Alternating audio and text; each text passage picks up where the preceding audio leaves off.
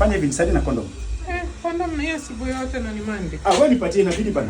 Saa zingine zile stress tunapitianga kwa nyumba. Baba Raya, kwani utaenda kazi? Aya, Mama Raya. Ndio nilikuwa naenda ndio kukimbia tu saa hii. Kwani wewe ni mgonjwa? Unaniambia. Kichwa ilikuwa inaniuma. Ni serious sana. Customer ndio hii ni 250. Unapata nani condom? So hii ndio dawa ya kichwa. Nimesema condominium. Kwani unajua dawa ya tumbo ya condominium? Hiyo ndio dawa gani? Ulisomea udaktari wapi? Unajua condominium? Nimesema condominium ile ya kutia ya Baba Ryan, shut up.